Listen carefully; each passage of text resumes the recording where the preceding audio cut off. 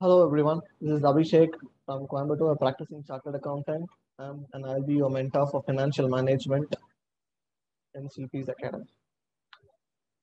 So, a lot of opportunities are opening up for professionals, and right from your insolvency and bankruptcy code, your arbitration act, and even and compliances in MCA have gone. It's too much. The compliances today in MCA is far more than compared to 2 or 3 years back. And we also have, I mean, as per recent statistics, just in August of 2020, I read somewhere 16,000 companies got incorporated just in 1 month. So, see the amount of compliance requirements and the amount of demand for professionals which is existing in the market. So, you all have done a great job by choosing CS and pursued as your profession. I'll be telling you today a, an overall view about the subject and how it is beautifully designed and how you should approach your exams as far as CS executive is concerned. So let's not wait time and jump into the slides.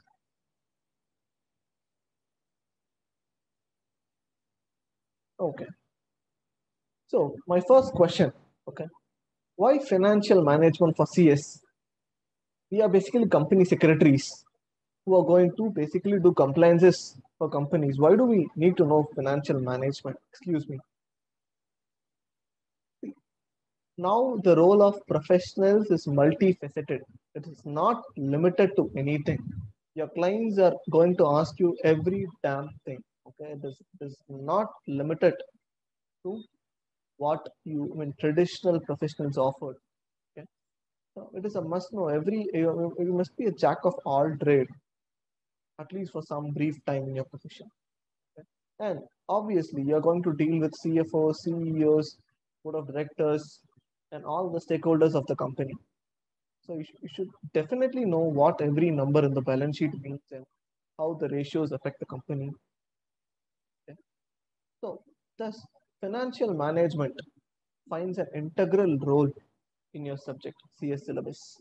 Okay, and the subject itself is very beautifully designed so that you have a complete knowledge of how corporates manage their finances. Okay? I mean, let's also see how you will approach your exams. Okay.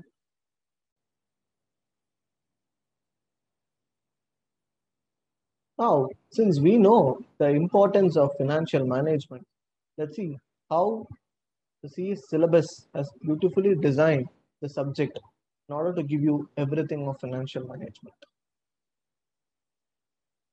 Basically, the structure of the subject is segregated as per a CFO's job. Okay. So, any CFO would have three basic decision makings in any company. Okay? The first decision making would be financing decision. How to finance the ideas of the company and convert into outputs. Okay. How to convert your idea into output, and that needs money. Okay. And where you are going to get money, how we are going to get money, how much money you are going to get. All this will be a CFO's decision. Why this is a CFO's decision? Isn't it very simple? You get money from wherever you want. Is that simple? No, my dear friends, it's not that simple. I'll give you an example. Okay. So there was one of my friend who borrowed 10,000 bucks from another friend for a 20 percentage interest rate per year. Okay. And invested all that 10,000 rupees in buying chocolates and selling chocolates to the public. Okay. For, let's say, he bought chocolates for 1 rupees and he sold the chocolates back for 1 rupees and 20 paise. Over that year, he didn't sell more than 10,000 chocolates. He could only sell 10,000 chocolates. Okay. So what happened? What do you think now the profit and loss situation of his business? See, he borrowed 10,000 rupees, 100 percentage of the amount invested in the business was borrowed for 20 percentage, and all around the year he sold only 10,000 chocolates at a margin of 20 percentage. Okay. Now what happens? Whatever profits he made has been given back to his friend as interest on capital borrowed. Okay. So this is how any financing decision would affect your business. If you choose a poor financing decision, then all your profits will be eaten by the investors and nothing will get retained for the business. So financing decision becomes a very crucial decision for any company. So it includes understanding the capital structure. I mean, different types of capital available: debt capital, equity capital, okay, preference capital.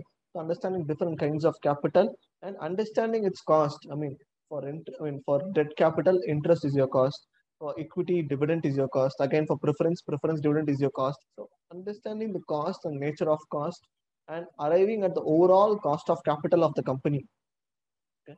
Only if your return on investment, I mean, the return which company is generating is more than the cost of capital of the company, then your business is going to be a profitable business for the, I mean, man who is running the show. Okay. So that all this perspective you'll get only if you know all these concepts. Okay. Without which you'll be a lame businessman. Okay. So this all becomes a CFO's decision. Next crucial decision is investment decision. Okay? Where you are going to put all your money. Okay, that is again a very big decision. You cannot just fund projects which are not profitable. See, I mean, any big investor, okay, he'll be analyzing his each and every decision investments before putting money into it. Okay, so take, I mean, any Indian example, Reliance Ambani, I mean, Mukesh Ambani, for example. Before putting money into Jio, okay, which is now a big telecom company in India. Okay, he would have hired a panel of experts and evaluated all the possibilities and probabilities of cash flows from Jio, and then only would have put money in it. Okay, so this analysis of whether the investment would turn profitable for the investor is basically investment decisions, and this crucially, I mean, lies on the concept called time value of money. Okay, because I put, let's say, 100 crores today on an investment project.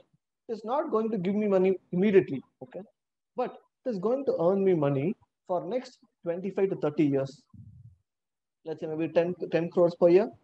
Okay, so whether this 10 crores which is received every year for next 30 years is worthwhile, or, I mean, is it worthy for the 100 crores which I invested today?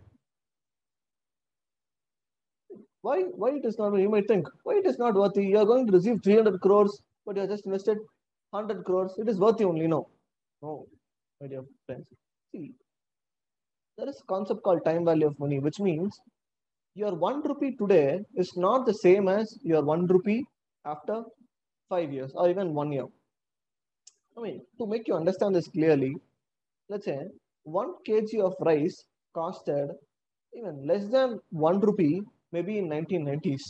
But today, you cannot buy a 1 kg, I mean, rice of good quality for less than 30 rupees.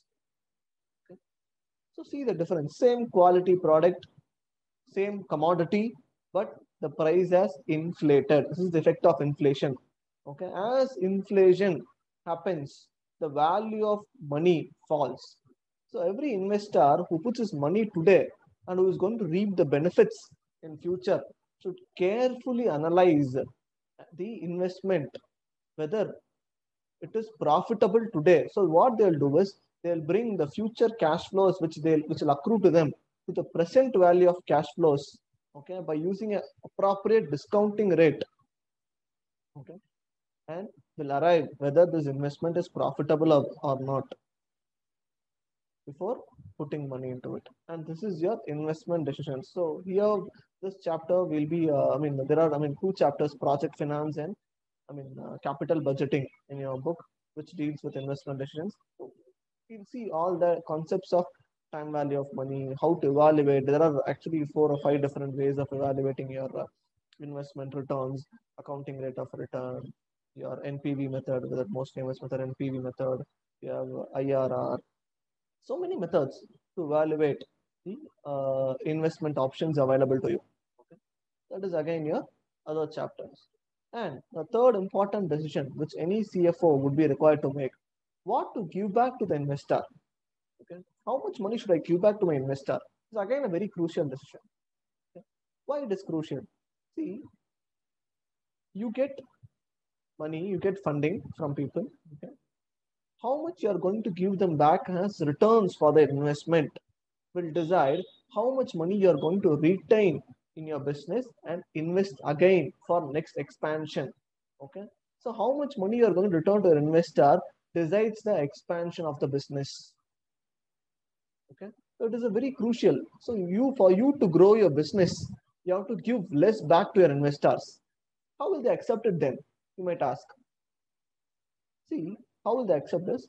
When you retain their money in your business as retained earnings, what happens is your share value or your business worth comes higher. Okay. So what happens is their investment grows. If it's a company, their share value, let's say they hold 100 shares. Okay. When you retain their investment, obviously the value of their share from 10 rupee would go to 12 rupee per share. So whenever they want, they can liquidate their investment and move off. Okay. So yeah, even so that would be a good opportunity for any investor, capital gains. So they not necessarily require returns by way of dividends. You don't have to give them back as cash, but you can also give them back as an appreciation in the share value. Okay. So again, this decision of how much dividend to give to the investor, how much returns to give to the investor becomes another crucial decision of any CFO. Okay. So these three decisions forms the basis for any CFO of a company. And that is basically your financial management. Okay. So maybe in financing decision, you could also include the chapter called working capital decisions. Okay. So this working capital decision is basically determining your working capital. What is a working capital? See, if you want me to tell you technically, it is your current assets minus your current liabilities. What is current assets and current liabilities again? In simple words, working capital is money which you need to run your day-to-day business. Okay? Money required to run day-to-day business. See, every day, there is a time gap between you receiving money and spending it. Normally, it occurs in this pattern. You receive money in one shot. You spend it over in a period of time. That is how normally it occurs. Okay. So you receive money at one shot. Your income is one shot, and your expenditure pattern will be a periodic expenditure pattern. Okay. So how much money you should retain at any point of time in liquid form, in cash. Okay. In order to, meet all your expenses on time is basically your working capital. Okay. To meet your expenses like your salary, like your rent, and other expenses.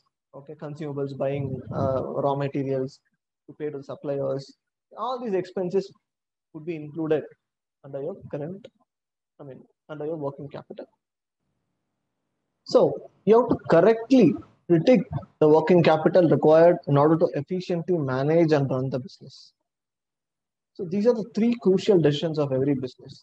So apart from this, you also have two more chapters in your syllabus.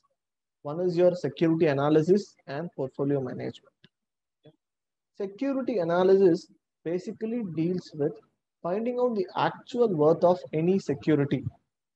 Security means it includes shares, bonds, okay, anything which is going to give you a future cash flow from.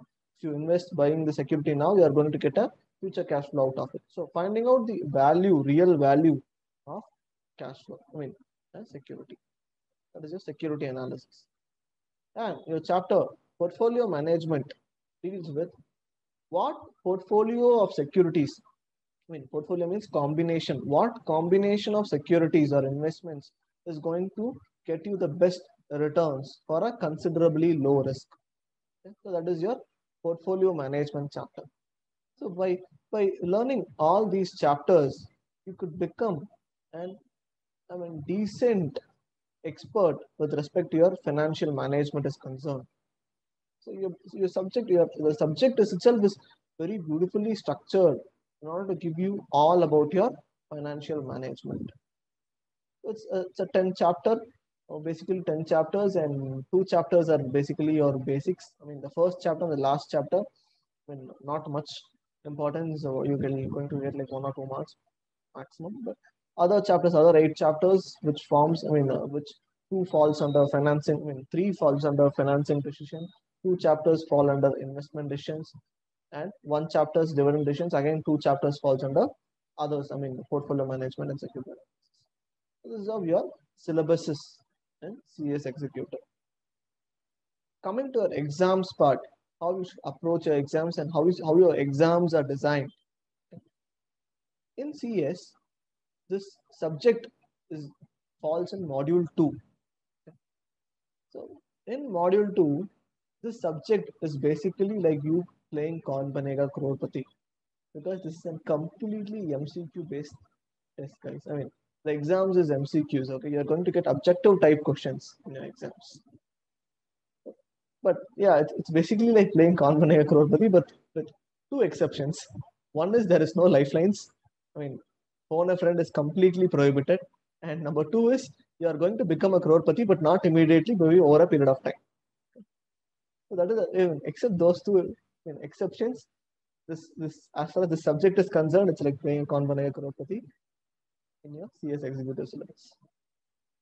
And a small issue is, okay, there are negative markings, my dear. Negative markings. How does this work? I mean, you write one question, you get 1 mark. Okay, you write one question wrong, you lose 1 mark for the question which is allocated. Plus, you are also, 0.25 marks is going to be deducted from the marks which you already scored by giving right answers. Okay, that is the tricky thing here. So if you write 4 questions wrong, you are going to lose 1 mark out of your already scored right answers. That is that is a small tricky thing here. Okay, so you should be very careful and cautious while attending any answer. So if you are not sure about one answer, you should better leave that answer and go to the next question instead of just giving using inky pinky ponky to choose an answer. That should never be done. Okay, because that might ultimately lead you to, get negative markings. So yeah, you can skip the question, maybe come back later, review it, and if you're quite confident, more than 80% confident, then maybe you might be attending that answer. That is the only one tricky thing here. Okay. So since this is an objective type paper, conceptual understanding forms the basis of everything. Okay. So it's like how many number of sums you practice, problems you practice doesn't matter, my dear friends, because it's like all 60 marks is going to be objective type questions. Okay. So 60 different questions. So if you're only conceptually strong, you should know each and every concept means. You should know what is time value of money, you should know what is cost of capital, cost of preference, cost of debt, cost of equity, what are the different methods of computing cost of equity, CAPM method, or written on, growth model, MM approach, Modigliani Miller model. So all this conceptually, what is what, you should know. Only then you'll be capable of attending all your objective type questions. Okay, so conceptual understanding forms the basis of the subject. But at the same time, it is easy to score as well. Okay, because it's all objective. Again, same. Whatever is your weakness is your strength. But if you work on it, it will become your strength. Okay, that's how it has always been. So it is also easy to score because it's all 1 mark and you have only 4 options. You have to choose only one out of 4 options. It is again, it's comparatively easy. That you have more, equal probability of getting a right answer even if you guess. So again, that becomes a strength. Positive factor as well. And your financial management has only a 60-mark weightage, whereas your 40 marks questions will be asked from strategic management, is again a more of a theory paper, and this is more of a practical paper. So these are your academic aspects with respect to your financial management is concerned. And finally, my dear friends, all our class is going to be, all we are going to work out all individual problems in every concepts. Okay, we are going to work out as much as problems as possible in every concept, and we are going to detailedly understand what each and every concept is in a practical manner. Okay, all practical stuffs, and as much as less as theoretical ideas. We are going to connect it with industry so that you later you join an employment in a company, you'll be able to apply the concepts which you learn. Class. So thank you, my dear friends. Thank you for patiently listening to me. And if you wanna join our classes, so please hit the link below and enroll to our classes. Thank you, my dear friends. See you soon.